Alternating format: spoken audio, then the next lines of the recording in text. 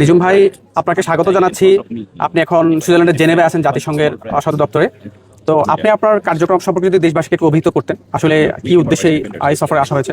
আচ্ছা, প্রথমে আপনাকে একটা ভালো খবর দেই। সেটা হচ্ছে যে নিশ্চয়ই জানেন যে এই বছরের 12ই ফেব্রুয়ারি জাতিসংঘের যে হিউম্যান রাইটস যে অফিসটা আছে, তারা বাংলাদেশকে নিয়ে 114 পাতার একটা রিপোর্ট দেয়, যেটা নিয়ে জামাত শিবির বা এই বাংলাদেশের বিরোধী অংশ তারা খুবই উৎফুল্ল ছিল যে আপনার আওয়ামী লীগ সরকারের সময় অনেক খুন হয়েছে গত জুলাইতে, নানান ধরনের রিপোর্ট দেয়।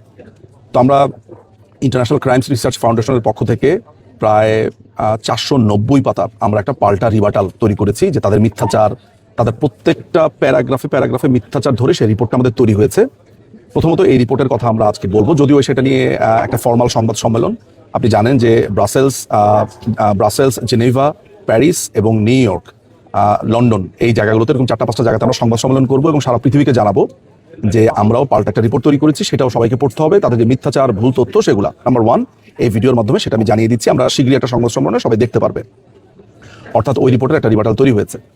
আজকে এই মুহূর্তে আমরা জেনেভাতে জাতিসংঘের কার্যালয় এখানে আছি। এখানে আমাদের একটা প্রোগ্রাম আছে বাংলাদেশ বিষয়ক। বাংলাদেশের বর্তমান যেই দমন নির্যাতন, যেই মধ্যযুগের দিকে ক্রমাগত যাত্রা, মৌলবাদের উত্থান, বাংলাদেশে এখন যা চলছে, ইউনুসের ইলিগাল ক্ষমতা দখলের পর থেকে বাংলাদেশে যা কিছু হচ্ছে, সেটা নিয়ে বক্তারা সেখানে বক্তব্য দিবেন। তো সেখানে আমিও আমার অবস্থান তুলে ধরবো এবং সেখানে আরো অনেক ব্যক্তিরা আছেন, অনেক পৃথিবীর অনেক হিউম্যান রাইটস ডিফেন্ডার এখানে এসেছেন, অনেক ডেলিগেটস এসেছেন। আমরা চেষ্টা করবো সেখানে বাংলাদেশের বর্তমান চিত্রটা সবার সামনে তুলে ধরার জন্য, যে বাংলাদেশের বর্তমান ইউনুস কিভাবে ক্ষমতা দখলের পর থেকে কিভাবে একটা মৌলবাদী রাষ্ট্রে পরিণত হচ্ছে, এটিকে কিভাবে একটা ধর্মভিত্তিক রাষ্ট্র বানানোর পায়তারা চলছে, মুক্তিযুদ্ধের চেতনা কিভাবে ধূলিসাৎ করা হয়েছে, একটা সেকুলার কান্ট্রির আইডিয়াকে কিভাবে নষ্ট করে আর একটা তালেবানি রাষ্ট্র বানানোর জন্য চেষ্টা করা হচ্ছে, কিভাবে নারীদেরকে রেপ করা হচ্ছে, মানুষকে হত্যা করা হচ্ছে। আপনি জানেন নদীতে এখন আর মাছ পাওয়া যায় না বাংলাদেশের নদীতে এখন জাল ফেললেই মানুষের লাশ ওঠে। ক্রমাগতভাবে জেলের ভেতরে হত্যা করা। আপনি জানেন যে কয়দিন আগে একজন মন্ত্রী হুমায়ুন সাহেবকে চিকিৎসার অভাবে তাকে মেরে ফেলা হয়েছে এই আদালতের মধ্যেই। সো এরকম একটা ভয়ঙ্কর সিচুয়েশন সারা বিশ্ববাসীর জানা উচিত, বিশ্ববাসীর হিউম্যান রাইটস অর্গানাইজেশনগুলোর। সেই কারণেই আজকে আমরা জার্নি করে আমরা অনেকেই, শুধু আমি একা না, অনেকেই এখানে এসেছি আমরা এই কথাগুলো সারা বিশ্বে তুলে ধরবো বলে। আপনার কাছে আমার একটি সম্পূরক প্রশ্ন, সেটি হচ্ছে আপনি যে রিপোর্টটি বানালেন, যেটি জাতিসংঘ, আমি না, এখানে প্রায় 40 জনের একটা টিম কাজ করেছে, আমি তাদের মধ্যে একটা ক্ষুদ্র অংশ। জি, আমি বুঝতে পেরেছি, থ্যাংক ইউ। সেই রিপোর্টটি কি আপনারা জাতিসংঘ সহ যে মানবাধিকার, আন্তর্জাতিক যতগুলো মানবাধিকার সংগঠন আছে, বিভিন্ন আপনার European union commission, state department, সেখানে পাঠাবেন কিনা এই রিপোর্টগুলো?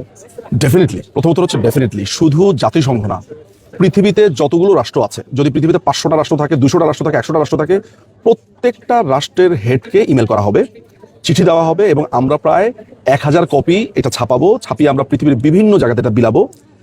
আমাদের মূল কাজ সবই শেষ, এটার বইয়ের কাজটা এখন চলছে, পেস্টিং এর কাজ চলছে, আমাদের ওই বই টিমটা কাজ করছে। আজকে সম্ভবত আমরা ফাইনাল কপিটা পেয়ে যাব। আমরা মাননীয় প্রধানমন্ত্রী শেখ হাসিনাকে এই একটা কপি দিয়ে আমাদের উদ্বোধনটা আমাদের হবে। এবং আমি বলবো যে এটা একটা অসাম কাজ হয়েছে। এখানে প্রায় 500 পাতার এভিডেন্স আছে এবং 185 পাতার রিবাটাল আছে, সব মিলিয়ে আপনার 490 পাতার, 305 পাতার রিবাটাল আছে, 305 পাতার হচ্ছে এভিডেন্স, 185 পাতার হচ্ছে আপনার রিবাটাল। সো 490, হ্যাঁ, 185 আর 305, তাই না?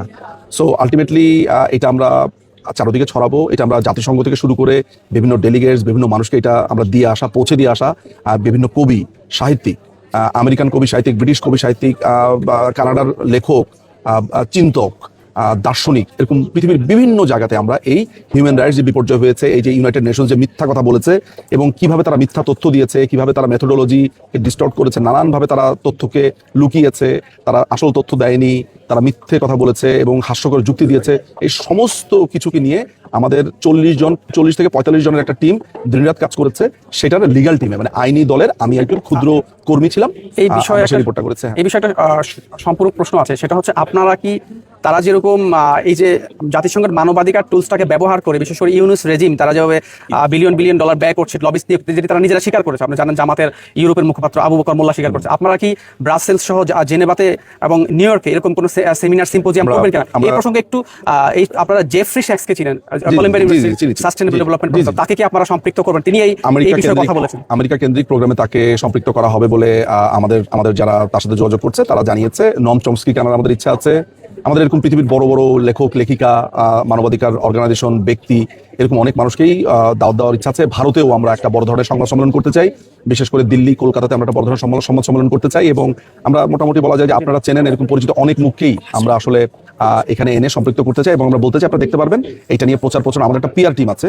এই পিআর টিম গত দীর্ঘ 1 মাস ধরে কাজ করে বিভিন্ন কানেকশন তৈরি করেছে, কথাবার্তা বলেছে। সো এটা একটা হিউজ বাজ তৈরি করবে বলে আমি মনে করি।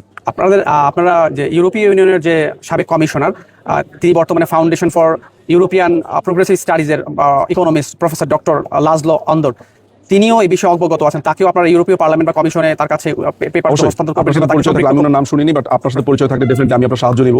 আমাদের এখানে জিলানি ভাই আছে, জিলানি ভাই তার সাথে already কাজ জিলানি ভাই আছে, আপনি আছেন, আপনারা ইন্টারন্যাশনাল লেভেলে কাজ করছেন, পরিচয় আছে। তারপর আমাদের রহমান ভাই আছে। So I am quite sure যে আমাদের যে হ্যান্ডস, আমাদের হোম গ্রোন যে হ্যান্ডসরা আছে, যাদের ইন্টারন্যাশনাল কানেকশন আছে, আমরা আমাদের নিজস্ব ছেলেদের মেয়েদের এই সাহায্যটা আমরা প্রথমেই নিব।